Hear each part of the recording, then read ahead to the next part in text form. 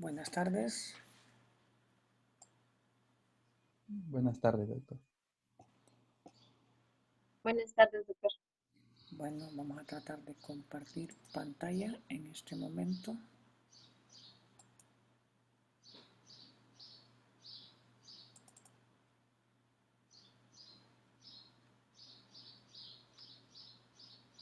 ¿Ven la pantalla?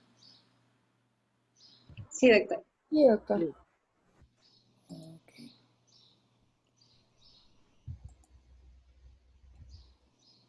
Bueno, vamos a platicar hoy acerca de el siguiente módulo, que es el módulo de neuroradiología.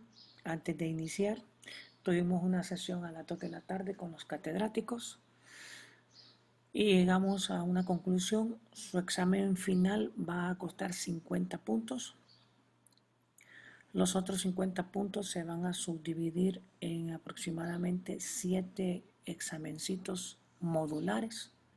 Después de cada módulo vamos a programar un examencito que durará unos 30 minutos con preguntas cortas o cosas específicas que queremos que ustedes describan o apunten de acuerdo a lo que hemos evaluado en las clases, de acuerdo a lo que hemos visto ya. El objetivo es porque nos hemos dado cuenta que el curso está desarrollado. Doctor, casi no se le escucha. ¿No se me escucha? No, casi no. Vamos a ver acá entonces. Un poco suave se lo escucha. ¿Me escuchan ahora más? Sí, ahora sí. Hoy sí. Bueno, tuvimos una reunión con los otros colegas a las 2 de la tarde y concluimos que el examen final de ustedes va a costar 50%. El otro 50% va a ser distribuido en 7 exámenes parciales. Se llamarán exámenes modulares. O sea, después de cada módulo se les va a hacer un examencito. Ya terminamos el primer módulo, pero no se les ha programado el examencito porque hasta el día de hoy pues nos abrieron adecuadamente la plataforma y se pudieron matricular. Aunque todavía Mónica creo que todavía no ha podido entrar a la plataforma. ¿Es así, verdad, Mónica?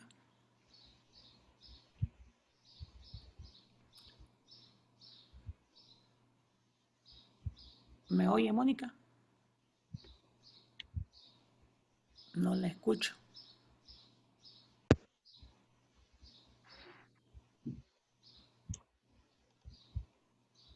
¿Me escucha, Mónica? Porque está conectada. ¿Me oyen? Sí, doctor. Sí, doctor. Creo que Mónica habló, pero bien bajito. Casi no la escuchamos, Mónica. Hola, ¿me escuchan? Sí, bien suavecito. Ay, tengo malo el celular, pero no, todavía no entra no tengo matriculado el curso, doctor. Bueno, yo le escribí a Eliana hace como una hora, le mandé sus datos, le mandé su correo para que ella me trate de ayudar y que la matricule directamente, porque yo no la puedo matricular porque no aparece. No sé por qué no aparezca. Voy a Ahí sí, revisar el dato. desconozco eso. Pero le mandé un correo a ella para que ella trate de ayudarnos y que la pueda incorporar. Una vez que esté incorporada, me avisa inmediatamente para Ok, poderles activar el primer examencito. Deben de estar estudiando. No lo activo ahora porque necesito que Mónica también entre, vea las diapositivas, escuche las charlas. Estas que estamos haciendo aquí también las voy a tratar de subir, ¿verdad? En el transcurso del día de hoy, ¿verdad? Anexas a las que ya están ahí para que tengan mayor amplitud. Y como les decía, esos 7 examencitos de módulo van a costar un 50%. El objetivo es que ustedes no estén tan presionados ni cargados para un examen final, ya que el tiempo que nos dieron es muy corto. Son casi 3 semanas que nos dieron para un módulo que dura 5 semanas. Entonces tenemos que estar un poco a la carrera. Entonces, para un examen final, ustedes va a ser muy complicado. Así que vamos a tratar de ayudarles en ese aspecto. y en las clases darles todo. Por eso necesito que pregunten si tienen dudas, porque ahí sale todo eso para que ustedes puedan realizar un buen examencito. ¿Alguna pregunta? Doctor, no me queda claro entonces, o sea, nos van a evaluar con los exámenes de módulo, pero al regresar, el mes que nosotros hagamos de práctica de medicina interna, ¿vamos a hacer el examen presencial también o no? No, mire, ahorita todo lo que es probablemente el resto del año no van a haber realidades de exámenes presenciales. ¿Por Ok, qué? Porque el comportamiento de esta enfermedad no está siendo como en otros países. Las propuestas que se pusieron para prácticas de ustedes son propuestas, no se sabe si se van a cumplir o no. Hay clases de ustedes que necesitan actividad presencial, como ser medicina interna, como ser cirugía, como ser ginecología, creo que ortopedia, pero lo que es neurología, lo que es radiología, no me acuerdo cuáles otras dos, ustedes no tienen actividad práctica porque no tienen actividad presencial, por lo menos en el sistema que ustedes están. El sistema para el 2021 sí, ya aplica un sistema presencial, ya que sus clases de radiología van a ser de aproximadamente 8 horas diarias y ya no van a estar con medicina interna, van a estar en un módulo completamente aparte. Pero en este momento, en el sistema que ustedes tienen, no llevan práctica. Así que el examen nosotros lo podemos poner en cualquier momento.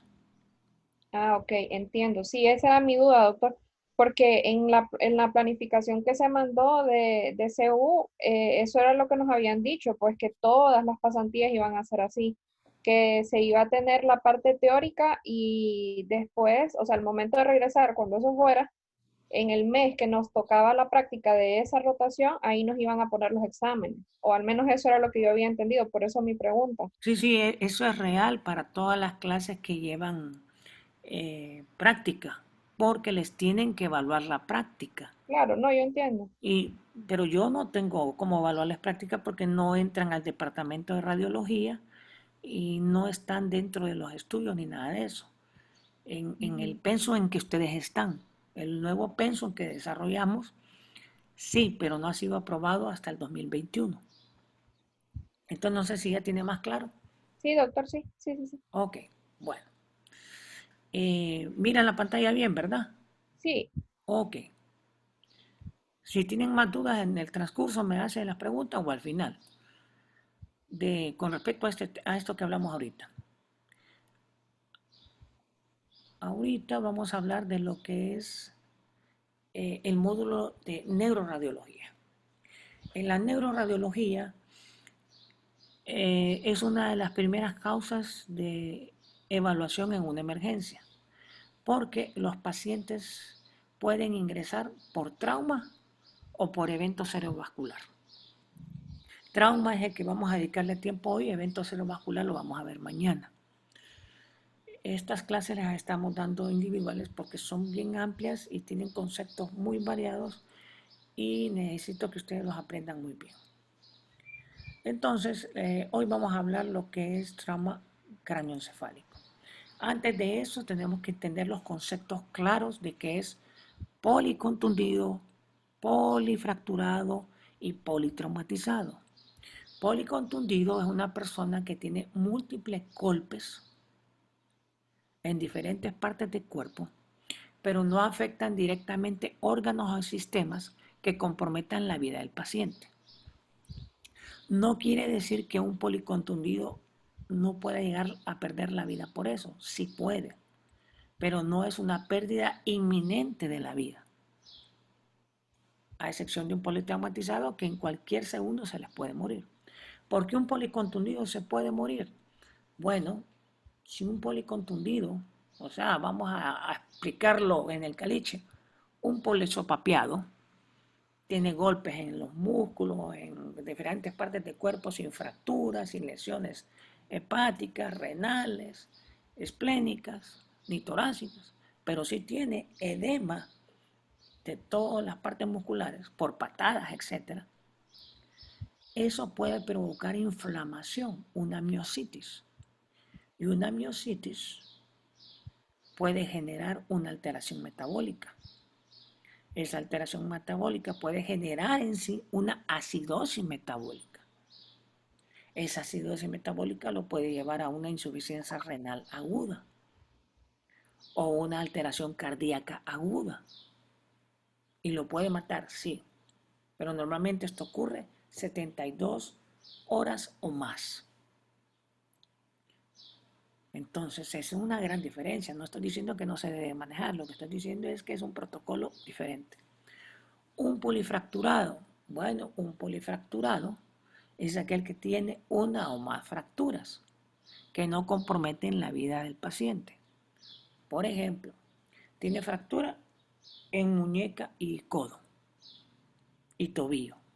Son 3 fracturas diferentes, pero el paciente está estable. Ahora, si el paciente tiene fracturas múltiples de costilla, 2 o más fracturas en una costilla, o 2 o más fracturas en varias costillas subsecuentes, a eso ya no le llamaríamos polifracturado, sino que politraumatizado. ¿Por qué? Porque las fracturas costales múltiples hacen un tórax inestable.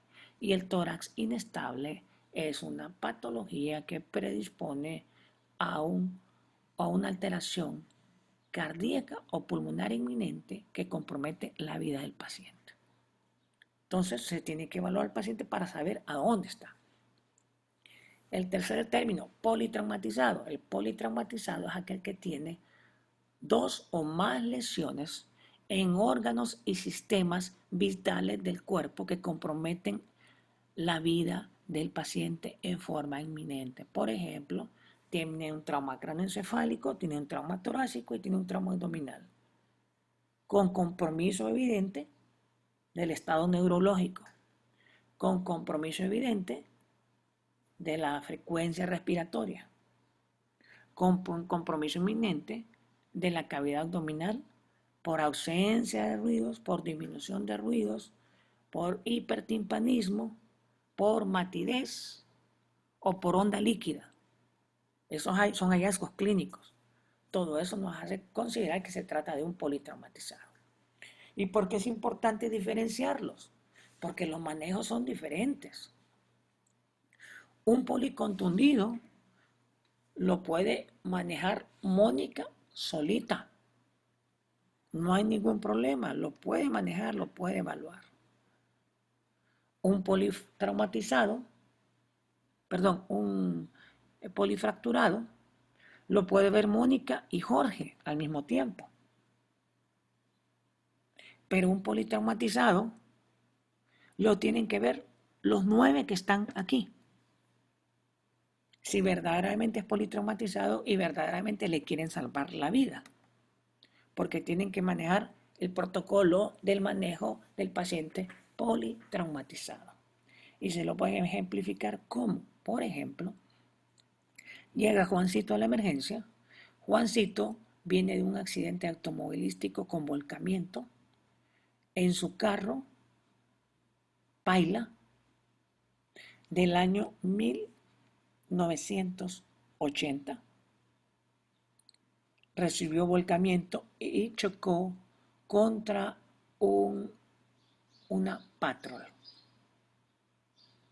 Solo con la diferencia del tipo de carros, solo con saber que es una Paila, solo me falta agregar la velocidad, 90 kilómetros por hora, la posición del impacto, impacto lateral. Solo esos hallazgos me hace considerar, y más el volcamiento, me hace considerar que dentro de ese carro, Juancito rebotó. Y si rebotó, 1980, ¿qué tipo de cinturón usaba? ¿Transverso o combinado? Por eso es importante el año. Ok, 1980, aún muchos carros solo usaban cinturón transverso. Significa que tiene posibilidades de mayor lesión en tórax. Ok, 1980 me parece, y Paila me parece que es un carro simple, no tiene bolsas de aire. Significa que impactó en tórax. Significa que puede haber pegado el cráneo contra la parte superior del vidrio. Todo eso tengo que evaluarlo solo con la historia clínica. Entonces, eso me hace considerar que Juancito verdaderamente es un politraumatizado. Si es un politraumatizado, entonces puede tener trauma craneal, cervical, torácico, abdominal y de columna. Al llegar a la emergencia, yo tengo que evaluar a Juancito en un lapso de 15 minutos si quiero salvarle la vida. ¿No? ¿Y cómo puedo hacer eso si no soy Superman? Necesito un trabajo en equipo. Entonces, si necesito un trabajo en equipo, eso significa que a cada uno de ustedes le voy a dar o le tengo que dar una función primordial. ¿Qué funciones? Bueno, uno de ustedes se va a encargar absolutamente de hacer el examen neurológico. Es su único trabajo, no hay ningún otro. A otro de ustedes va a tener que evaluar tórax. Ese es su único trabajo. Otro abdomen, otro todo lo que se trate de óseo. El cuarto tiene que valorarme todo lo que tenga que ver con la vía respiratoria, si la vía respiratoria está conservada o no está conservada, si hay alteraciones en los dientes, si hay compromiso de la lengua, vía respiratoria. El otro se va a encargar de la vía circulatoria, cómo está la presión arterial, si se pueden canalizar los dos brazos superiores, si hay que ponerle catéter subclavio o no catéter subclavio, si se los colocó, pues empezar a administrar líquidos. ¿Qué líquidos? Usted tiene que decidir cuáles líquidos tiene. El otro tiene que encargarse de todos los exámenes del laboratorio, hemograma completo, boom y creatinina que se pide, a veces no es tan urgente, pero sí, tipiaje, tiempo de coagulación, porque es un paciente eminentemente quirúrgico. ¿Cuántos llevamos ya? ¿Y ustedes? ¿Ocupados? 4. 7. ¿O 5? 7. 7. Ok, faltan todavía entonces. Otro es el responsable de recibir toda la información de cada uno de ustedes para poder escribir en una hoja, en una sola hoja, todo el estado clínico del paciente y poder decir que es un politraumatizado. Una vez que está clasificado que es politraumatizado y saben dónde hay múltiples lesiones, este se encarga de pasarle la información al último de ustedes, que es el encargado de llamar a todos los médicos respectivos y necesarios para tenerlos en un lapso de 20 minutos para empezar a hacer el manejo del paciente y salvarle la vida. Como ven, es un gran trabajo en equipo, no individual, como muchas veces se hacen en nuestras emergencias. 2 están encargados del paciente. Y la mortalidad de los pacientes politraumatizados es alta. ¿Por qué? Porque no se trabaja en una forma ordenada. Solo saben, vino y ¡boom! A rayos X. Si el paciente está inestable, en el paso de la emergencia a rayos X se llama el paso de la muerte. Y el paciente se muere. ¿Por qué se murió? Porque no fue evaluado consensuadamente en un equipo y que manejara cada parte de él lo más importante. Por ejemplo, el que evaluó tórax debió haber identificado un neumotórax por clínica. Debió haber identificado qué lado del pulmón tenía neumotórax para poder determinar si este paciente iba a recibir tubo o no y tener todo listo. No esperar la placa de rayos X que le dijera que tenía neumotórax o no. Porque la ocultación es fundamental para que usted pueda adivinar si tiene o no tiene eso. La rayos X solo se lo confirma, pero el médico ya debe tener un planteamiento adecuado. Aquí les describo todo lo que puede significar un politraumatizado y que tiene la punto básico es que son lesiones graves que lleva implícito un riesgo de la vida. Entonces, si lo vemos desde el punto funcional, hay cosas que van a provocar la inminente parada respiratoria. Por eso es que cada uno de ustedes es responsable de algo, ¿verdad? Ese de la vía aérea es el que va a decidir si el paciente va a ser entubado o no. Y si va a ser entubado, si el inicio de la ventilación va a ser con ambú o con ventilador si lo tuviera. Porque si tiene neumotórax y esta tensión, no le puede meter ventilador, porque le va a estallar el otro pulmón. Esas son las decisiones que toma esta persona. Si tú tienes ruptura traqueobronquial, eso lo tiene que saber el que está evaluando tórax. ¿Por qué? Porque en la auscultación, al evaluar la parte central, tiene que haber un sonido bronquial. O si hay una ruptura, va a haber un silbido de comunicación y eso lo tiene que adivinar en el momento que usted está haciendo el examen. Si hay emotoras de tensión, pues el que está evaluando tórax lo va a saber. ¿Cómo?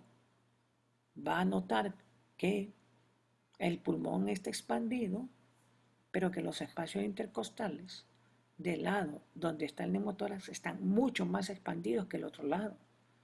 Y que sí se expande el otro lado, pero que el del lado, digamos, del lado izquierdo no se está expandiendo, pero los espacios intercostales están aumentados. ¿Qué significa eso? Que hay algo que aumenta el diámetro de los espacios. Si no es el pulmón, tiene que ser aire. Entonces, eso ya le indica a usted que está frente a un neumotórax. Y si el paciente está empezando a presentar rigurgitación yugular ipsilateral, ya le está diciendo que hay compresión de un lado más que del otro. Y si es trauma y si hay ingurgitación yugular, pues lo más probable es compresión. Y si es compresión, que puede ser un neumotórax a tensión. Si el que evaluó tórax encuentra fracturas múltiples de costilla, ya sabe que es un tórax inestable. Ya sabe que puede haber lesión mediastinal y sobre todo lesión miocárdica. ¿Como cuál?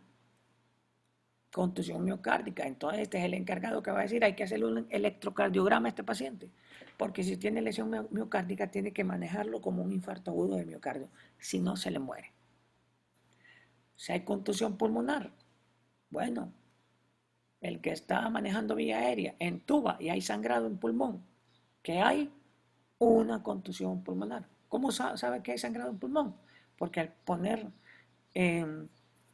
la cánula de intubación, ve que sale aire burbujeante con sangrado en pulmón. Y eso es indicativo de contusión.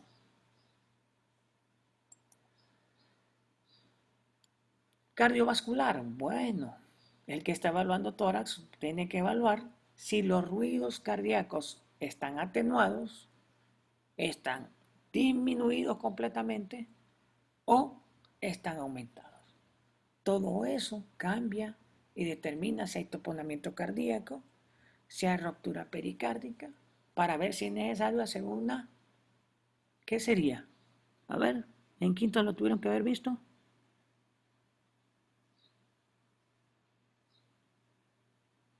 Hola. Disculpe, ¿Podría ¿podría repetir repetir? la pregunta, doctor? Es que casi no le escucho. Bueno, si el paciente tuvo trauma torácico y de repente los ruidos cardíacos están disminuidos, si están disminuidos, tuvo Taponamiento. un taponamiento cardíaco, ¿qué es lo que tiene que hacer?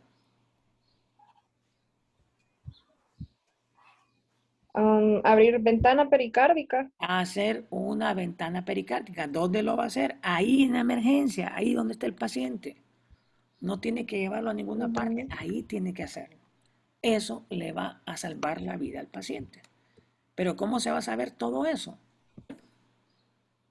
Entendiendo que hay una persona encargada En el para momento por la área. clínica. Perdón, En el repito. momento por la clínica. Sí, pero ahí es importante que una persona esté encargada de cada área, porque una sola persona no lo va a poder hacer, se le va a ir algo. Y ese algo es el que va a comprometer la vida del paciente.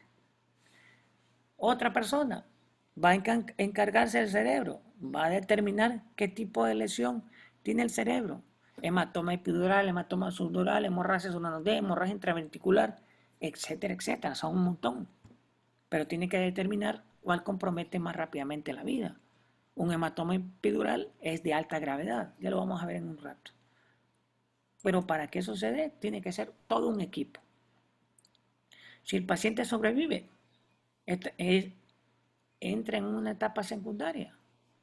Ahí es donde están las laceraciones hepáticas y las fracturas de pelvis. ¿Por qué? Porque estos provocan sangrados que son progresivos. Si no se detectan a tiempo, ahorita el paciente puede estar estable, pero dentro de 3 horas el paciente está chocado. ¿Por qué? Porque no vio una fractura pélvica que tiene que adivinar usted que va a formar un hematoma, muchas veces retroperitoneal. La tercera etapa son las cuando ya llevan los pacientes 48 horas, ¿verdad? Cuando hay coagulaciones intravasculares diseminadas, cuando empiezan a afectar todos esos factores de riesgo del propio paciente, hipertenso, cardiópata, renal, diabético, etcétera, etcétera, etcétera. Pero para que ese paciente llegue a sobrevivir, se debió haber realizado un trabajo en equipo, que en muchas ocasiones no se lleva a cabo. Y por eso es que hay muchos pacientes que se nos mueren. Y aquí está todo esto de lo que les estaba hablando aquí. Vamos a entrar ya al tema trauma craneoencefálico. ¿Qué es un trauma craneoencefálico? Se define como una afectación del cerebro causado por una fuerza externa que puede producir una disminución o disfunción del nivel de conciencia y que conlleva una alteración de las habilidades cognitivas, físicas y o emocionales. ¿Qué se llama esto? Glasgow. La valoración del Glasgow en un paciente politraumatizado es fundamental. Por eso es que debe haber alguien encargado solo de esto para que pueda determinar cuán verdaderamente efectivo es el Glasgow que tiene su paciente. Porque un paciente les puede cambiar el Glasgow en 5 minutos. Y eso ya les está diciendo qué van a ir a buscar o qué van a sospechar, solo con un cambio de Glasgow en 5 minutos. El trauma craneoencefálico puede ser abierto o cerrado. Ayer alguien lo mencionó por algo por el estilo. No me acuerdo quién fue. Pero, ¿cuándo es que consideran que está abierto?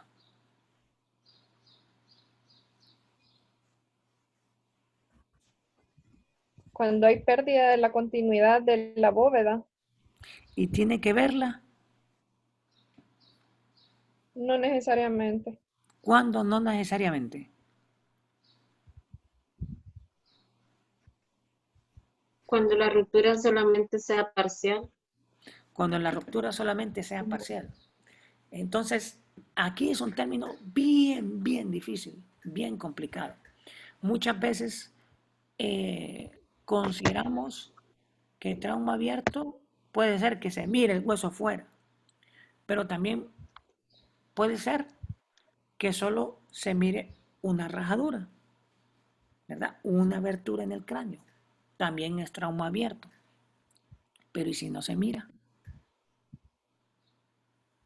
No significa que no sea trauma abierto. ¿Por qué?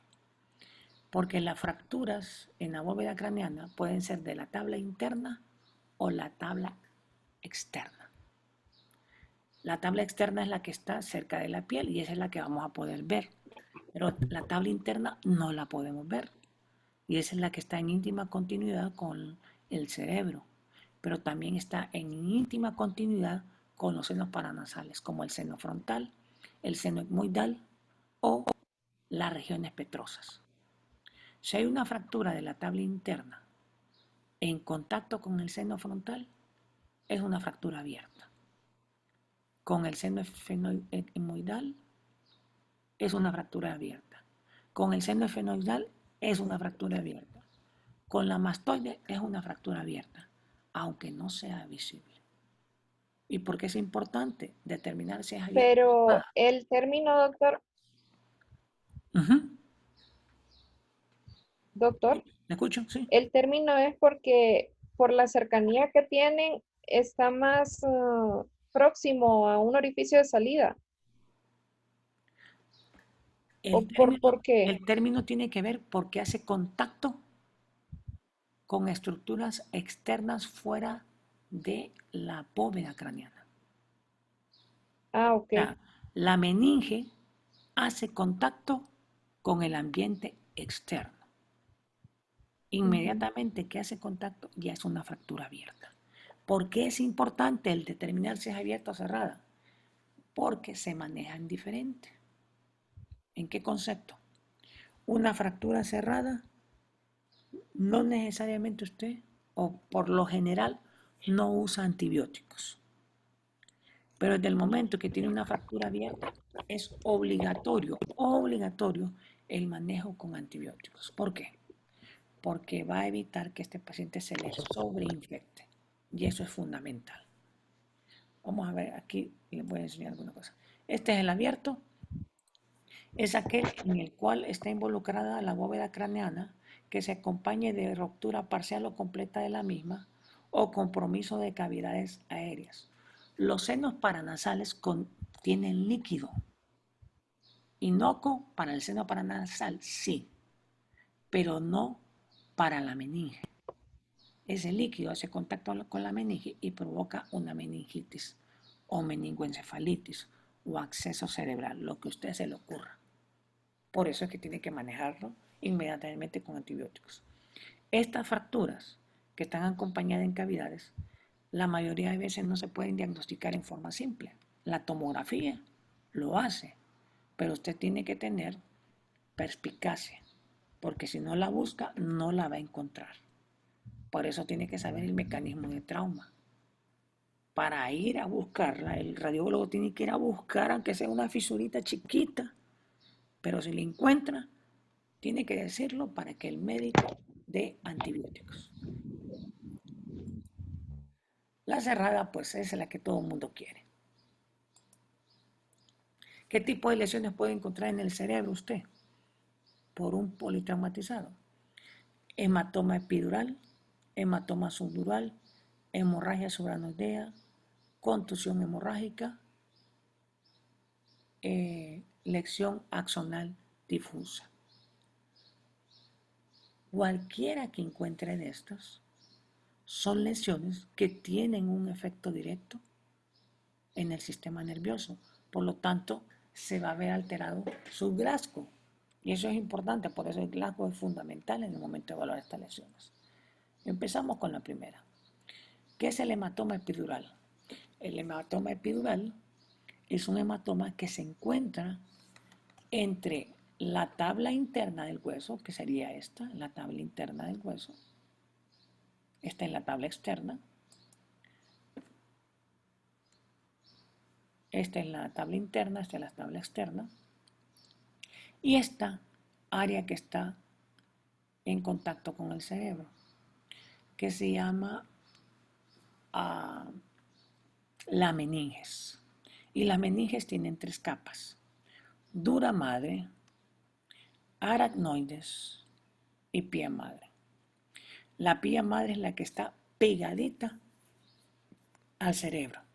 Y si está pegadita significa que entra por todos los espacios donde se mueve el cerebro. Entonces, en otras palabras, la pía madre entra en todos los espacios subaracnoideos y en todas las circunvoluciones. Es importante considerar esa característica porque nos va a ayudar a clasificar sangrados. De ahí sigue el espacio subdural o aracnoides. Y en la aracnoides se encuentra el líquido cefalorraquídeo, pero también ahí pasan los grandes senos venosos. O sea que hay senos llenos de sangre, pero de tipo venosa. ¿Cuál es la característica de la sangre venosa? Es de movimiento lento, es un poquito más espesita y eso le da un flujo de baja presión. Por lo tanto, un sangrado ahí es un sangrado que es gota a gota, lentecito. Por arriba del espacio aracnoideo, donde está el líquido suprarraquídeo y los senos venosos, está la parte más gruesa de la meninge, que se llama dura madre. Y la dura madre es como una concha. Encima de la dura madre, en la parte más superficial de la misma, están las arterias meningias. Entonces, quiere decir que cuando alguien recibe un impacto, sobre todo en la región parietotemporal, y golpea la bóveda craneana, va a impactar sobre la meninge y a su vez puede lesionar las arterias meningias. Y si las rompe, el sangrado va a ser un sangrado de alta presión, va a ser un sangrado rutilante y va a ser un sangrado rápido. Esas características hacen que un paciente que tenga Glasgow de 15, en cuestión de minutos tenga un Glasgow de 10. ¿Por qué? Porque está presentando un sangrado masivo. Y el sangrado no se puede desplazar porque lo detiene por la parte superior, lo detiene la tabla interna del cráneo, y por la parte inferior lo detiene la dura madre, que es una conchadura, y la sangre no puede penetrarla, entonces se va acumulando y forma una imagen biconvexa, convexidad para acá y convexidad para acá. Como esto es de crecimiento rápido, hace compresiones rápidas hacia el lado contralateral y hacia abajo. Hacia el lado contralateral se llama herniación subfalcina porque cambia el fals, y hacia abajo se llama transtectorial descendente. Ambas van a desplazar estructuras, van a provocar compresión y mortalidad. Por eso estos pacientes pueden morirse en un lapso de 2 horas si no se detectó esto. Las características de ello es que el deterioro es rápido del estado de conciencia. Las manifestaciones clínicas son evidentes. ¿Cuáles son? Glasgow de 10 de 15. Al examen físico, el paciente puede tener tosis unilateral, un fondo de ojo que va a mostrar un papiledema. En este caso, el problema es del lado izquierdo, va a tener un papiledema del lado izquierdo, pero no así del lado derecho. Es de alta mortalidad. Este paciente va a estar asociado a una fractura en la región temporal o en la región parietal, ¿verdad? Gracias a Dios solo de un 1 al 4%, pero cuando se presenta y no se diagnostica a tiempo, la mortalidad es mayor. Es peor en pacientes más jóvenes. ¿Por qué? Porque el cerebro está más expandido. En una persona mayor el cerebro está más disminuido y el sangrado puede tardar un poquito más en comprimir. Pero en un joven va a ser más rápida la manifestación. Todo depende de la arteria meningia media, que viene a su vez de la arteria maxilar.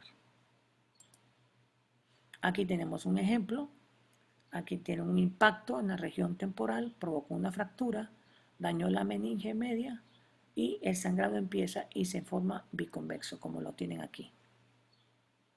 Y si ustedes se fijan, vamos a tratar de identificarlo aquí. Esta es la línea media.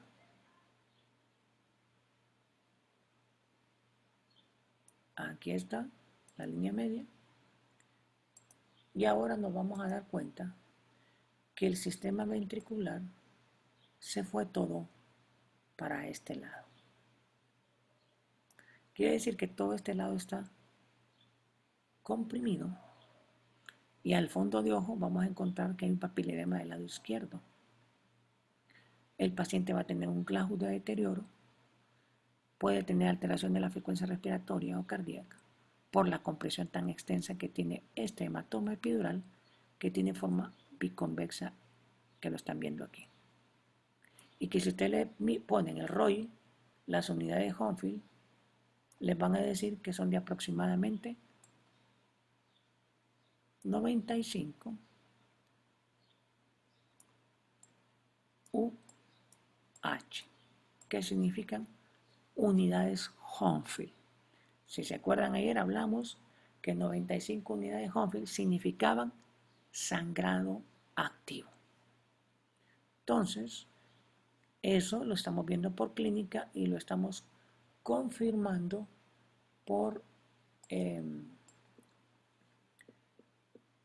tomografía.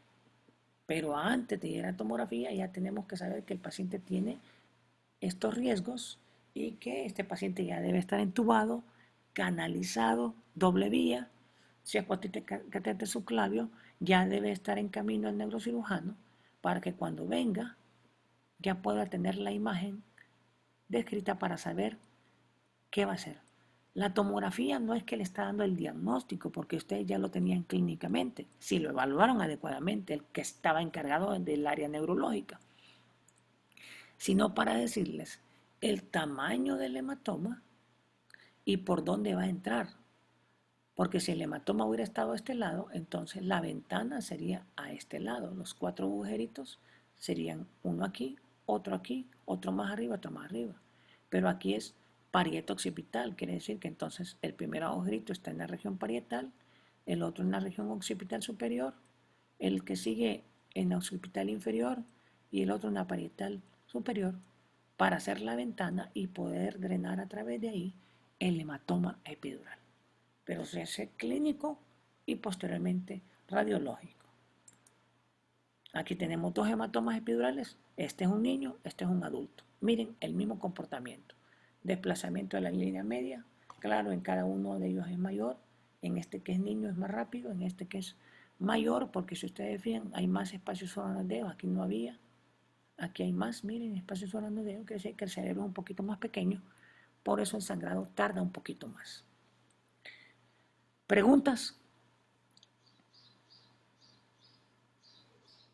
Con referente a esto. Doctor, el tipo de herniación que va hacia abajo, infratentorial, nos dijo.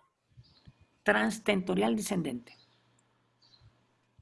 Ah, Transtentorial porque compromete el tentorio. ¿Cuál es el tentorio? Es la tienda del cerebelo. Va para abajo, comprime la tienda. Al comprimir la tienda, comprime el bulbo, el puente, y el paciente cae en paro respiratorio. ¿Algo más? No. Si no, pasamos al siguiente hematoma. Este hematoma se llama hematoma subdural. Este ya no es un compromiso de la dura madre ni compromiso de la arteria meningea, sino que es un golpe que provocó ruptura de un seno venoso. ¿Qué pasa con el seno venoso? Sale sangre, pero el sangrado no es activo ni alta presión, es de goteo. Como el espacio subaracnoideo rodea al cerebro, entonces adquiere una forma en semiluna. ¿Por qué esa forma? Porque precisamente como lo rodea,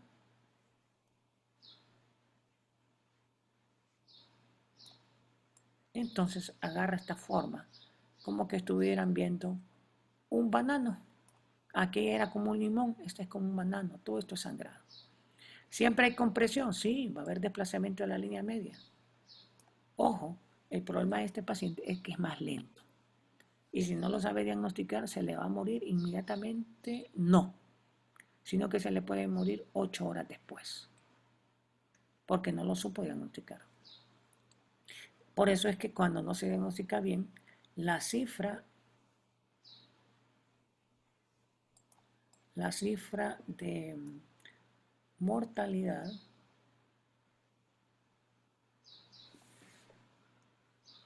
va alrededor de un 50 a un 85%. Parece que no me quiere borrar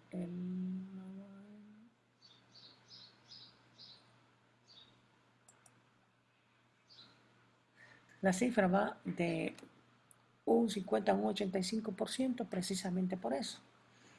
Aumenta porque no se diagnostica a tiempo. El 10 al 20% de los traumatismos craneanos se presenta en un 10 al 20%. La historia clínica no es clara, es más frecuente en pacientes mayores. El 50% de los pacientes se dieron un golpe, no le hicieron caso, vienen cuando ya tienen manifestaciones clínicas y muchos de ellos vienen con signos de cerebración. ¿Por qué? Porque como el cerebro ya estaba pequeño, esta compresión es continua, continua, continua. Esta es como la historia de la rana y el agua.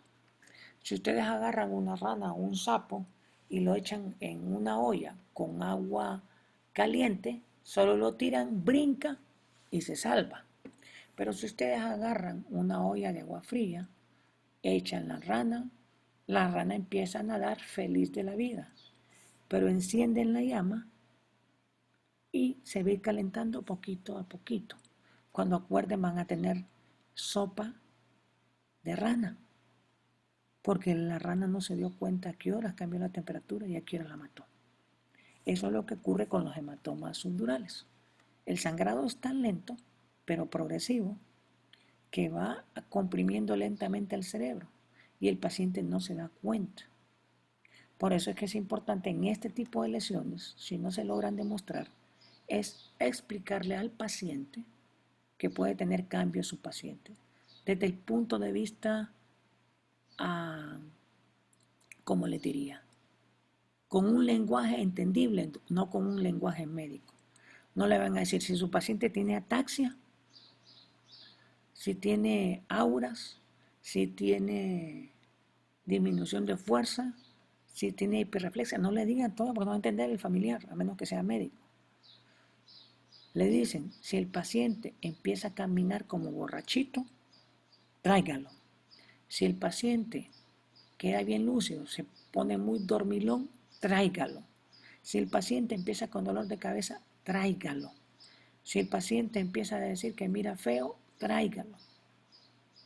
Si el paciente es tranquilo y empieza a ser enojado, tráigalo. Todos esos son signos indicativos de compresión de la corteza cerebral. Hay que saberle explicar al paciente para que lo traiga si hay un cambio. ¿Por qué? Porque como el hematoma subdural es lento, hay que entrarle a operar. Si entran muy tarde, aunque les quiten este sangrado, el cerebro se queda así y queda con daño, si no es que se muere el paciente. ¿Por qué? Porque se mezcla con el líquido subarráquido. Toma la forma de semiluna, el 85% de un lado, pero hay un 15% que puede ser de un lado. ¿Por qué puede ser de un lado? Por ejemplo, una persona de 80 años viene y pega la región temporal del lado izquierdo contra la pared, pero al pegar, ¿qué pasa con su cerebro ahí al pegar? Pues va a rebotar. Y entonces el lado izquierdo que se golpeó al cerebro va a rebotar y va a hacer que el lado derecho pegue contra el otro lado. Entonces va a tener dos golpecitos de dos lados y los senos venosos se van a romper de un lado y del otro. Entonces va a ser biparietal. Muchas veces este sangrado se puede autolimitar y pararse y con otro movimiento brusco activarse. Por eso es que a veces que los colores de ese hematoma van a ser diferentes, como se los muestro aquí. Aquí tienen uno, miren, aquí está negro, aquí está blanco. ¿Por qué? Porque esta es sangre con líquido subarráquido ya mezclado. Fue un sangrado antiguo, pero volvió a resangrar y ahora está blanco. Pero miren, está comprimiendo a ambos lados del cerebro. Aquí solo fue a un lado. Aquí no lo ven, pero es que es un sangrado agudo. Aquí está comprimiendo el cerebro y todo esto es sangrado, de igual aquí. Si no lo diagnostican a tiempo se les va a morir. Este ya es un sangrado de 3, 4 días, ¿verdad? El paciente tiene que tener una manifestación leve, pero la va a tener. Pero si no le supieron explicar al familiar, no la va a identificar. Aquí es un paciente postoperado, miren, ¿verdad? Le drenaron, pero queda gas, pero el cerebrito está menos comprimido. Aquí ya es un sangrado bilateral masivo, crónico y agudizado. Estos pacientes, la mortalidad aumenta por no explicarle a los familiares cualquier hallazgo de importancia. Doctor, Preguntas, sí. ¿Esto se puede dar en un cizallamiento, por ejemplo, o es más frecuente que se dé en lesión de columna cervical? El cizallamiento no me va a provocar este tipo. Ya le voy a explicar cuál es qué lesión me va a producir el cizallamiento. Y las lesiones de cizallamiento tienen un mal pronóstico, Ok. pero pésimo pronóstico. Esta puede tener un excelente pronóstico si usted la diagnosticó a tiempo y si no la vio en el estudio inicial, pero la sospecha, instruye al familiar y el paciente tiene un cambio, por mínimo que sea, y lo trae, se le hace un estudio de control, ahí se encuentra la lesión y se opera y al paciente le va fantástico. Aquí el problema es cuando nosotros los médicos no sabemos hacer lo que se nos ha enseñado a hacer. Otro tipo de hemorragia se llama hemorragia subaranoidea. Esta hemorragia subaranoidea tiene una característica especial y fundamental, y es que es un sangrado lineal. ¿Dónde va a ocurrir este sangrado? En la tercera parte de la meninge, y es la pía madre. Por lo tanto, si es un sangrado lineal en la pía madre, va a seguir el borde de las circunvoluciones, va a seguir el borde de los espacios subaranoideos. Entonces, se va a ver como pequeñas líneas, como estas, que están entrando en los espacios subaranoideos. Casi todos los traumas tienen cierto grado de hemorragia subaranoidea. Casi todos. Entonces, estas pequeñas hemorragias subaranoideas provocan inflamación de la meninge de la pía madre y pueden dar algunas manifestaciones clínicas. Si la hemorragia subaranoidea es única, sin ningún hematoma, va a tener ciertos cambios como los que tendría una meningitis. ¿Cuáles son los signos de meningitis? Rigidez de cuello, Una, fiebre, fiebre, sí. Otra, signo de Kernig y Bruncisco, tal vez me puede hablar en una hora porque estoy en una conferencia. Gracias, mi amor. ¿Lo sigo escuchando? Fiebre, los signos rigidez de meninge, tuca, náuseas y vómitos de tipo más proyectil. ¿Qué más? alteración del sensorio, Alteraciones sensoriales, conductuales. Pues una hemorragia subaranoidea puede tener todas esas menos fiebre. A menos que se le haya pasado a usted una fractura de un seno paranasal y esté sobreinfectado. Pero de lo contrario, no tiene por qué presentar fiebre. Pero sí va a tener todas las otras manifestaciones. ¿Cómo aparece? En forma de finas colecciones líquidas de alta densidad. O sea, estos espacios que están aquí no deberían estar blancos, pero están. Le ponen las unidades Hopkins y le dan 80, 90. Sabe que es sangrado. Igual aquí. Le pone unidades acá, le salen 90. Ya sabe que es sangrado y que corresponde a hemorragia subaranoidea y que va a tener todas las manifestaciones clínicas de una meningitis a excepción de fiebre. doctor. Normalmente, ¿qué tipo de accidentes son los que producen este tipo de hemorragia? Normalmente los accidentes a alta velocidad o accidentes que estuvieron asociados con volcamiento. Cuando le dicen volcamiento, uno tiene que hacer la pregunta, ¿y el carro volcó una vez o dos veces? ¿O solo rotó sobre su propio eje? Si rotó sobre su propio eje y volcó solo una vez, no dude que no va a tener hemorragia subaranoidea. Ahora, si le dicen, no, si volcó como 5 veces, entonces va a pensar en lo que dijo su compañera, una lesión por cizallamiento. Pero es otro tipo de patología la que se presenta, la vamos a ver un poquito más adelante. Pero tiene que pensarlo usted en que todo trauma va a tener eso. Sobre todo entre más edad tenga, es más frecuente la hemorragia subaranoidea. También la hemorragia subaranoidea se puede presentar en eventos cerebrovascular, lo vamos a ver mañana. También puede haber hemorragia subaranoidea, pero es diferente la forma de presentación y la cantidad. Ahí lo vamos a ver mañana. Aquí tenemos un paciente con una hemorragia subaracnoidea, si ustedes se fijan, bien visibles, nada más que en vez de más finas son más gruesas, pero que este paciente está asociado a una hemorragia central. Quiere decir que este paciente tuvo contusiones cerebrales, tal vez no se miran ahorita, pero tiene contusiones asociadas a hemorragia subaracnoidea. Miren, la cisura de Silvio del lado izquierdo está blanca y la del lado derecho es negro. Este es normal, esta es patológica. El espacio del falx está blanco porque hay un sangrado de ese nivel y las áreas cuadrigéminas, que son las cisternas basales, donde están los ganglios mamilares y que van cerca del puente, tienden que ser negras y aquí están blancas. El compromiso es del lado izquierdo, posiblemente el trauma fue del lado izquierdo. Hay que ir a buscar fracturas, sí, hay que ir a buscar fracturas. Otra, y esta está asociada a complicación, la morbimortalidad en un paciente con trauma craneoencefálico que presenta hemorragia intraventricular aumenta considerablemente. ¿Por qué? Porque es la presencia de sangre dentro del sistema ventricular. La sangre pesa más que el líquido cefalorraquídeo, por lo tanto va a provocar una obstrucción de la salida del líquido cefalorraquídeo, que es ¿dónde? ¿Dónde se drena el líquido cefalorraquídeo? Las vellosidades subaracnoideas. Pregunta, ¿las vellosidades subaracnoideas producen o absorben el líquido subaracnoideo? ¿Los plexos Absorben. coroideos producen o Producen. absorben? Producen. No, los plexos es la absorción. Los plexos, perdón.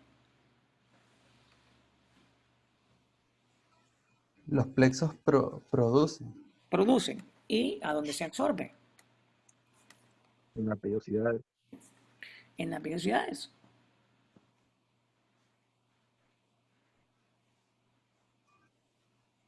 ¿A qué nivel? ¿A qué altura?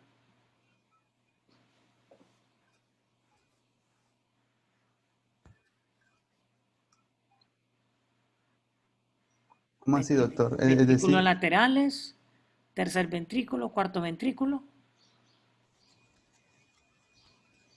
¿Dónde se absorbe el líquido subaracnoideo? en el espacio subaracnoideo. Allí va a dar.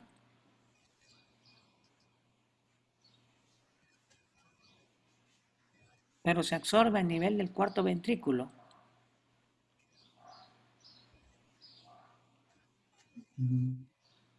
En LM.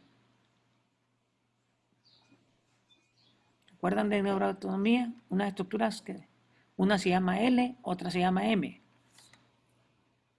Los abuelos de Luschka. ¿Perdón? Luchka.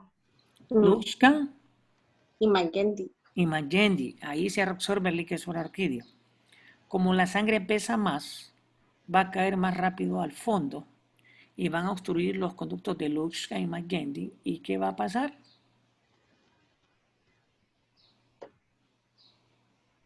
Van a producir Hipertensión endocraniana.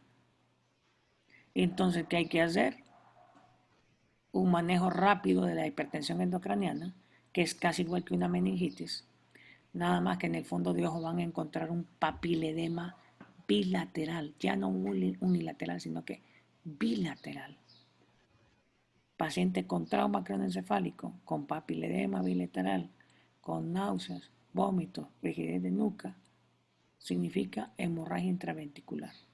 Tomografía de urgencia para ver grado de hemorragia intraventricular y manejo. ¿Cuál va a ser el manejo? ¿Hay que colocar sonda o no?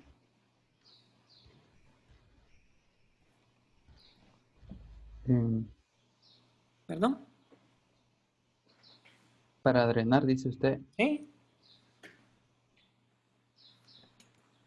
En este caso, no sabría decir. Los demás le van a poner sonda de derivación. Si tiene sangre, no, porque si solo fuera líquido cefalorraquídeo, sí. ¿Y por qué si tiene sangre no? ¿Qué es lo que está provocando la hipertensión endocraniana? Es el líquido cefalorraquídeo, pero no había dicho usted que también está combinado con la sangre. ¿Sí? En los ventrículos. ¿Y como cuánto tiempo va a tardar en reabsorber esa sangre? No tiene que colocar sonda para que pueda disminuir la presión. Ah, entonces ese es el objetivo, colocar una sonda para disminuir la presión, esperando que en unas 72 horas la sangre se empiece a reabsorber y la hipertensión endocraniana disminuya. Entonces le pondría onda sonda. ¿Qué tipo de sonda?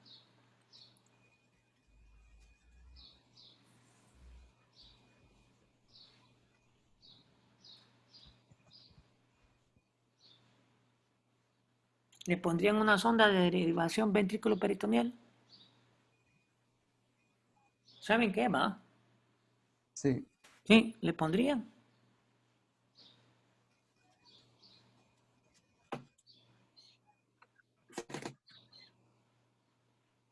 Le pondrían una sonda.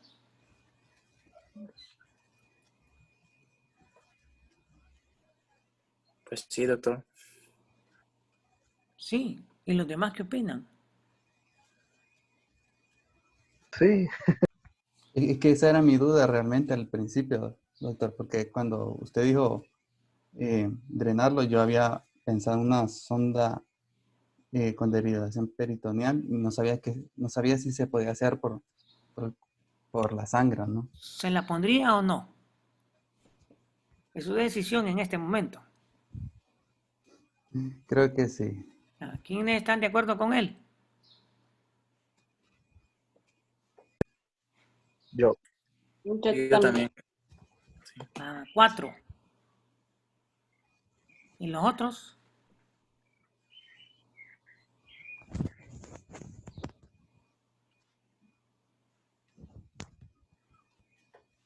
Mejor se quedan callados los otros, ¿verdad? Miren, sí y no. Sí hay que poner una sonda de derivación y no una sonda de derivación ventrículo-peritoneal no se puede poner. Tienen que poner una sonda de derivación externa. ¿Por qué no pueden poner una sonda de derivación ventrículo-peritoneal? Porque mandarían la sangre al peritoneo. Y si mandan la sangre van a generar una peritonitis y van a complicar a su paciente porque van a tener que operarlo del abdomen. Doble cirugía. Entonces lo que ponen es una sonda de derivación ventricular externa que tiene una duración corta hasta que se controle la hipertensión endocraniana y una vez que está controlada le hacen una tomografía de control para ver si el sangrado se ha reabsorbido o no, para saber si se quita la sonda o no. ¿Me entienden? Sí, doctor. Sí, doctor.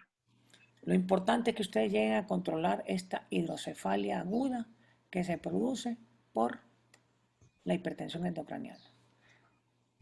La ventaja es que solo un 1 a 5% de los pacientes lo presentan, pero si lo presentan es un signo de mal pronóstico.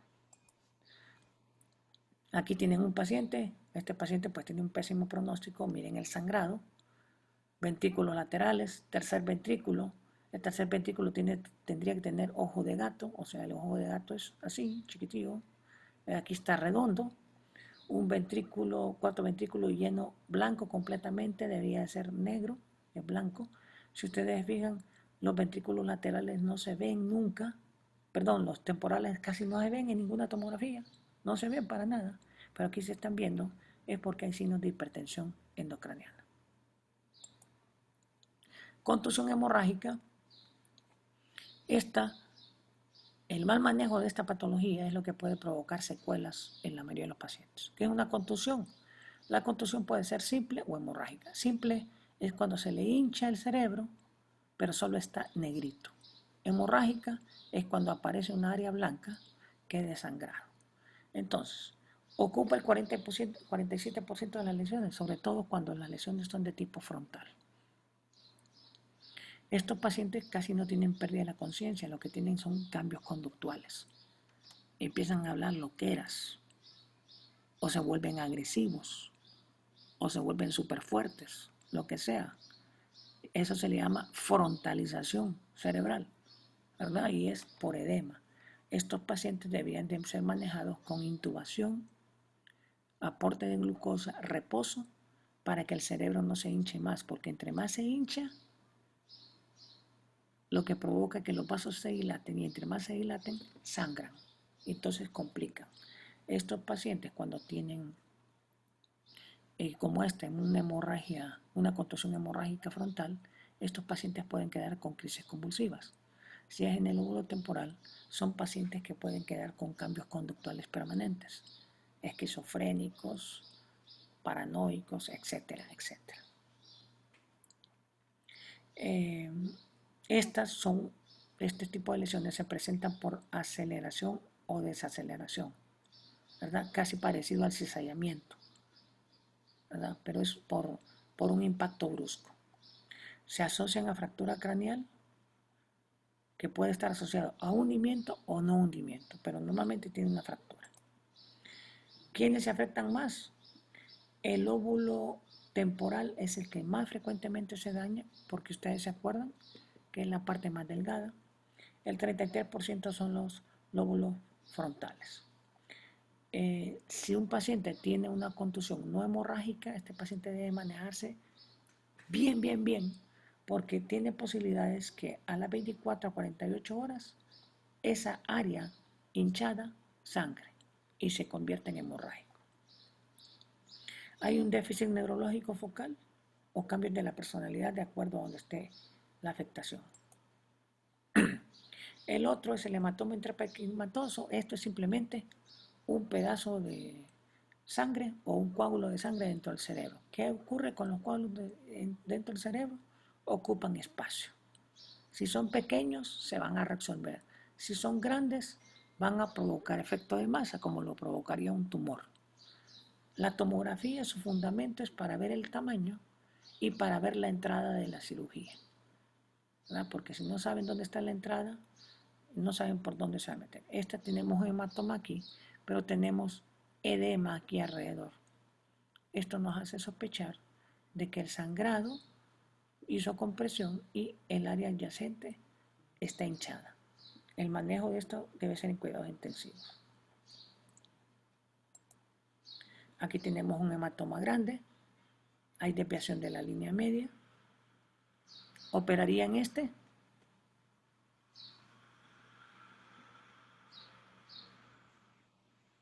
¿Lo operarían? Creo que no, doctor, está demasiado. Ay, creo que se verían comprometidas varias estructuras. Es un poco complicado. No sé si operar o no operar. Ok. ¿Cómo lo va a manejar entonces? Le pregunto esto porque la línea media está comprometida. Los ventrículos están desplazados, están para acá. O sea, se le va a morir este paciente. Ya hay dilatación del cuerno posterior, mire, está ancho. Debería de ser así. Yo diría que sí, porque van a quedar secuelas, ¿verdad? Pero si no se opera, se va a morir. Y entre más tiempo tarde, esta área, esto que está viendo usted aquí, esto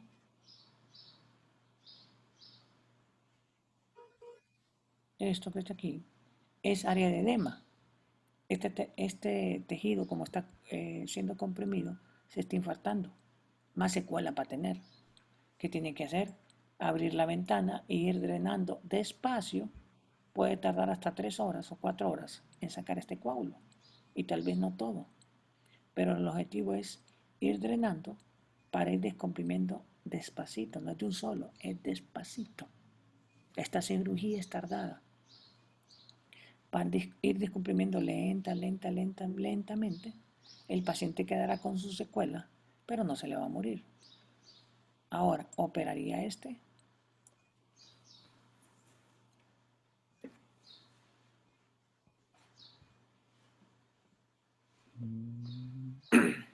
¿Qué piensan?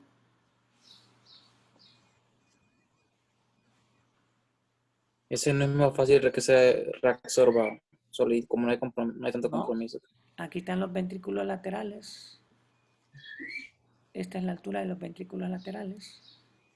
Este es el cuarto ventrículo, este que está aquí. ¿Dónde está este sangrado entonces?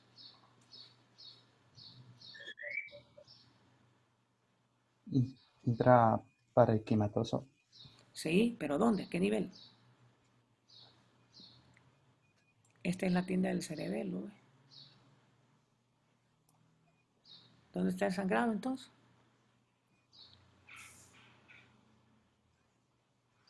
Eh,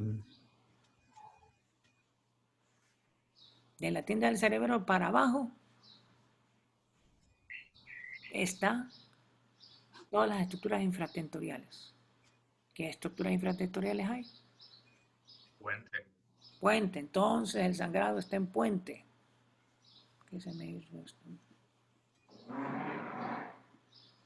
Se me pierde el mouse aquí.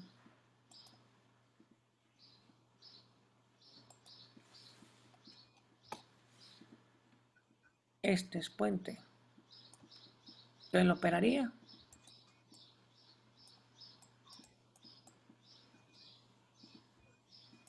¿O qué haría?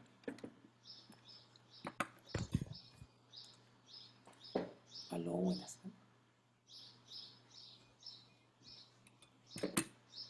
¿Qué harían?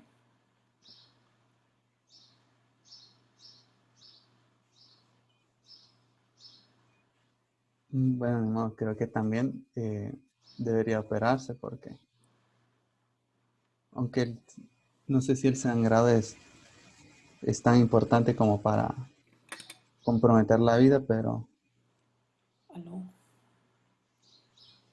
Aló. ¿Me puede hablar en una hora que estoy en una sesión? Ok.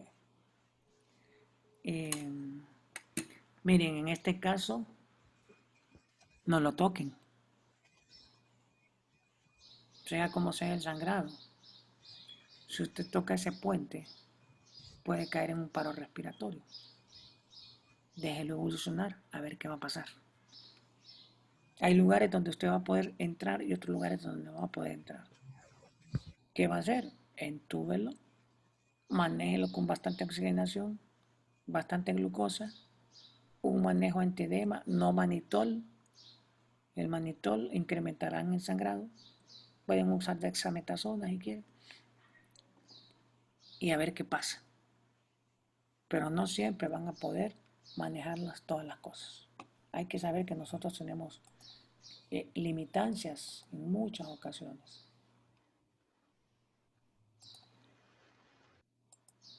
Bueno, la lesión que preguntaba su compañera de cizallamiento, la lesión por cizallamiento produce la lesión axonal difusa. Esta tiene un mal pronóstico. Gracias a ese infrecuente, ¿qué es lo primordial en él? Una alteración en el estado de conciencia. Glasgow de 7-8, tomografías completamente normales, pero el paciente no despierta. ¿Por qué no despierta? Porque lo que hubo fue rupturas, pero rupturas de los axones. Toda lesión con cizallamiento provoca ruptura de axones. Y las rupturas de axones normalmente van a estar a nivel del cuerpo calloso, la región subcorticular o la región talámica. Y ustedes saben que esas son regiones de conexión interhemisférico. O sea, conectan el derecho con el izquierdo. Cualquier ruptura a ese nivel desconectan el cerebro. disculpe, ¿podría repetir las áreas que mencionó? A nivel del cuerpo calloso, tálamo y las regiones subcorticales. Gracias. Provocan desconexión de las estructuras. Estas desconexiones van a causar una alteración en el estado de conciencia. El paciente no despierta. Y esto puede ocurrir en un accidente automovilístico con volcamiento o alta velocidad, o puede ocurrir en aquel bebé que lo agarran, que lo chinean y lo jamaquean. Eso puede ocurrir en niños pequeños. Por eso que agarran al niño y lo muevan o lo batan, eso es peligrosísimo. Puede provocar ese tipo de lesiones. Y es importante que se consideren. Por ejemplo, aquí tenemos dos estudios. Una tomografía cerebral, no tiene hematoma epidural, no tiene hematoma subdural, no tiene hemorragia subdural, intraparenquimatosa, intraventricular, pero el paciente tiene un Glasgow de 7. ¿Cómo me pueden clínica radiológicamente definirlo? Lo único que me puede definir eso es una lesión axonal difusa. Este otro tiene unos puntitos acá, pero no son significativos para considerar por qué el paciente tiene un Glasgow de 7. El único que me lo puede identificar es una lesión axonal difusa. Pero la tomografía no me puede dar diagnóstico. El único estudio de elección para esta, todas las demás, es tomografía. Pero para esta es la resonancia magnética. Es la única que puede identificar la lesión axonal difusa. ¿Por qué? Porque si hacemos la secuencia FLAIR, recuerdan que les hablé de una secuencia ayer, la secuencia FLAIR es para ver la sustancia blanca. Los axones están en la sustancia blanca y aquí hicimos una resonancia y ustedes miran un montón de puntitos negros que son áreas de ruptura que van desde la circunvolución o convexidad hasta la región talámica. Significa que todo el hemisferio izquierdo está desconectado del derecho. Este paciente tiene un mal pronóstico. La mortalidad de estos pacientes en la mayoría de los casos no sobrepasa los 6 meses. ¿Por qué? Porque estos pacientes tienen alteraciones respiratorias, de las vías urinarias, gastrointestinales, etc. Porque quedan en estado vegetativo. Entonces estos pacientes entenderán ustedes que se sobreinfectan y no mueren instantáneamente, pero mueren tardíamente. Aunque hemos visto casos de algunos pacientes que mueren porque tanta es el área de desconexión y llega tan bajo que mueren a las 72 horas. Ahora, todas esas son las lesiones que ustedes pueden encontrar en eso. Si usted no la supo manejar, no la supo controlar, va a tener complicaciones. ¿Cuáles son las complicaciones? Accesos. Si era una fractura abierta y usted no la maneja con antibiótico, va a tener meningitis, encefalitis o lo peor de todo, un acceso. Si tiene un acceso de un paciente que tiene una mortalidad alta, si sobrevive, tiene una secuela permanente en su vida. Neumoencéfalo. ¿Cuándo hay un neumoencéfalo? Si se rompió el seno frontal en su tabla interna, si se rompió la mastoides, si se rompió el seno esfenoidal o el ecmoidal, el aire que usted respira cuando le hace y más si está entubado, ese aire atraviesa la fractura y se mete al cerebro. Y el aire va acumulándose en el cerebro y ocupa espacio y lo va a matar. Porque va a comprimir igual que una masa. Infartos. Si usted tuvo un paciente como aquel que vimos, aquel hematoma grande, y empezó a tomar decisiones de que lo opero o no lo opero, lo opero o no lo opero, y pasan 2-3 horas, pues entre más tiempo pasó, más área de isquemia hubo, y entre más área de isquemia hubo, generó un infarto tardíamente. Es una complicación. Pero de repente usted se da cuenta, uy, por estarme esperando mucho y no darle dexametasona o no entubarlo, no ponerlo en reposo, el cerebro se me ha puesto muy hinchado. Voy a ser como Superman. Le voy a abrir una ventanita aquí para descomprimir el cerebro.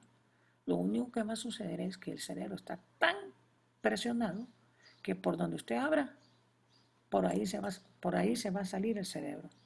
Y va a provocar lo que se llama herniación. ¿Qué es esto? Y la herniación es la salida de tejido cerebral de la bóveda craneana hacia el exterior. ¿Cuál es el problema de esto? Inmediatamente que el cerebro sale de la bóveda craneana, cuando usted lo toca se le deshace en la mano. Un ejemplo, cuando usted hace un budín, y el budín tiene 4 horas y usted lo parte, es rico. Lo parte en pedacitos y en trocitos y se lo come. Pero si ese pudín lo mete a la refri y lo deja como 4 días, el cuarto día que usted abra y lo destape, cuando mete la cuchara, se le deshace. ¿Por qué? Porque perdió consistencia. Eso es lo que pasa con el cerebro. Y eso es tejido muerto. O sea que salvar ahí no va a salvar mucho. Dejar una secuela sí la va a dejar. Entonces, usted siempre tiene que evitar estas complicaciones en un paciente con un trauma craneoencefálico. Y este es un esquema, ¿verdad? Una gráfica, un esquema, como ustedes lo quieran ver, que les habla acerca de toda la patología que les acabo de mencionar en este momento. ¿Tienen preguntas?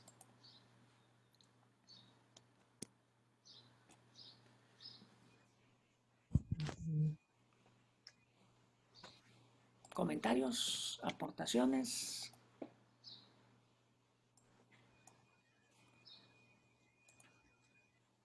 Yo tengo una pregunta sobre el examen del primer módulo, doctor. Que sabe más o menos qué día lo haríamos. Todavía no lo sé hasta que no esté su compañera Mónica.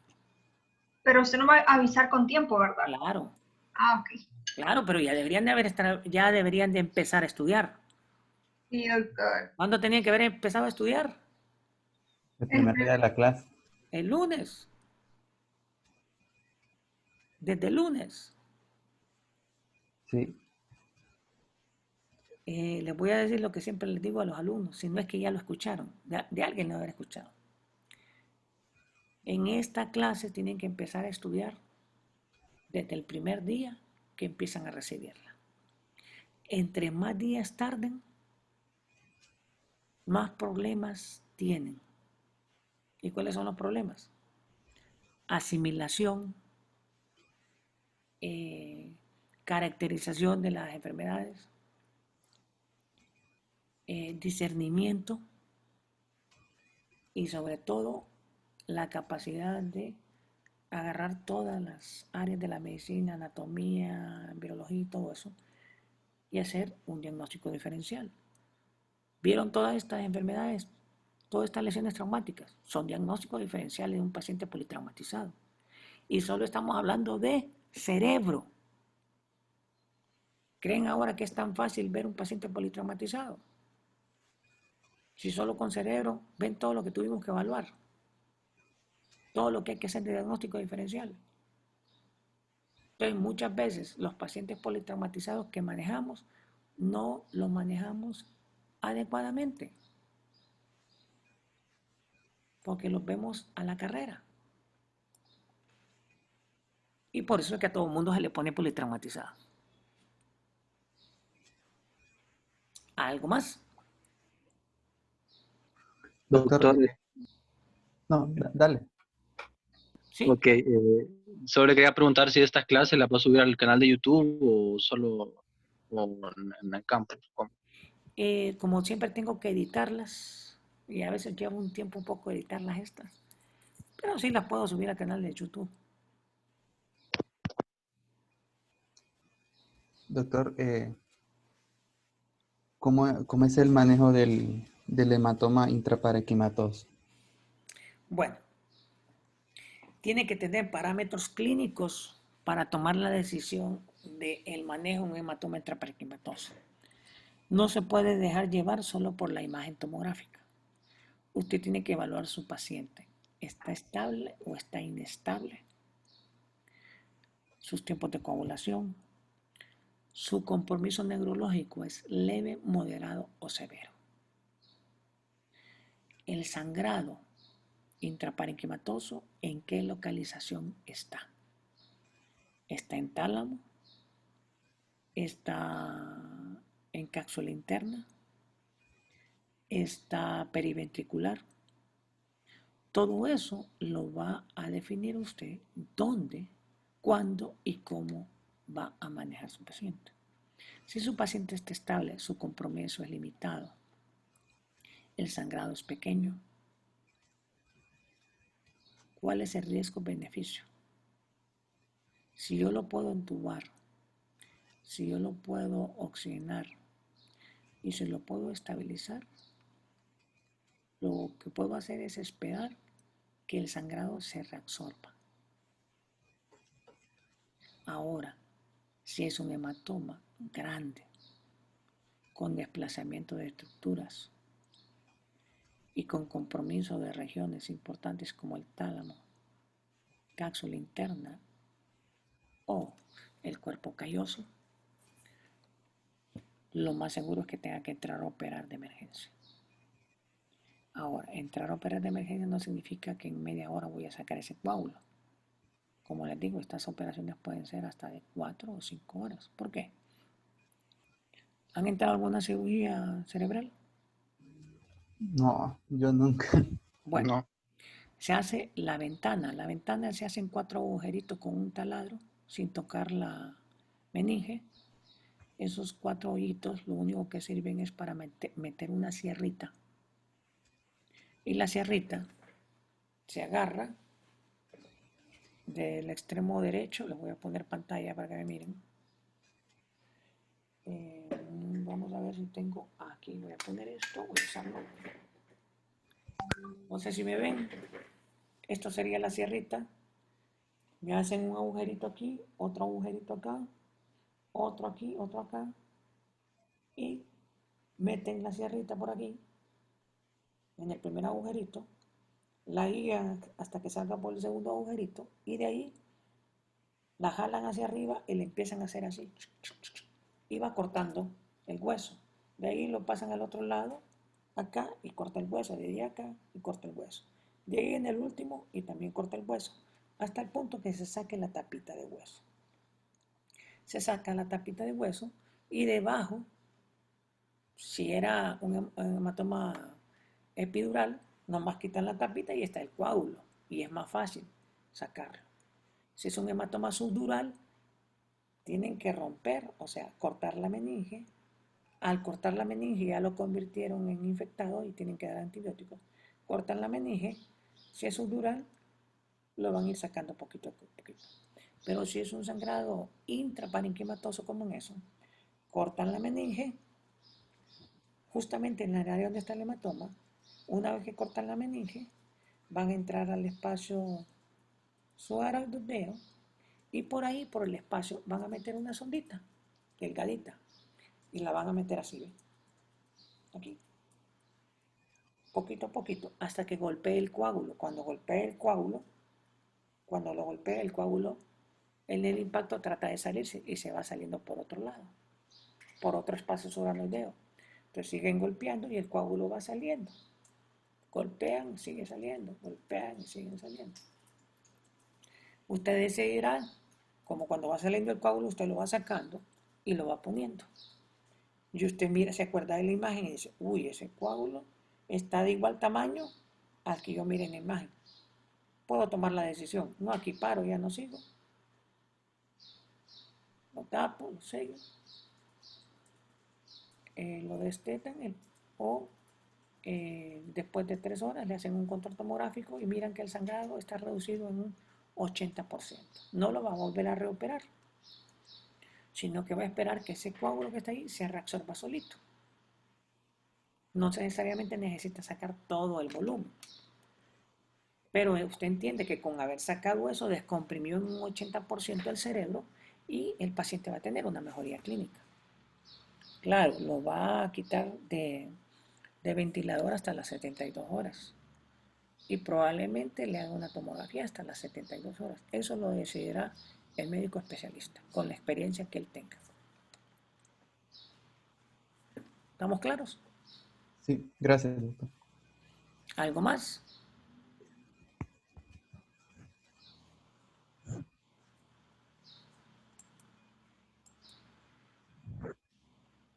Mónica, ¿me oye?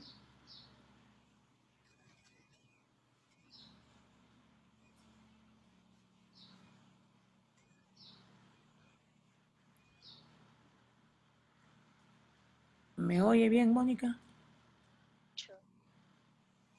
Hola. Se le oye bien suave a usted, fíjese. ¿Pero ha escuchado bien? Sí, doctor. Sí, yo escucho bien. Ok, mire, Mónica, yo envié a Eliana, le mandé un correo para ver si ella me lo puede hacer directamente. Voy a ver en un rato si me envió el correo. Usted siempre esté tratando de meterse. Y si logra meterse, me avisa. Ok, doctor. Yo, de todas maneras, si Eliana me manda una confirmación, yo le aviso a usted. Muchas gracias, doctor. Ok, ¿hay alguna duda? ¿Más? ¿Comentario?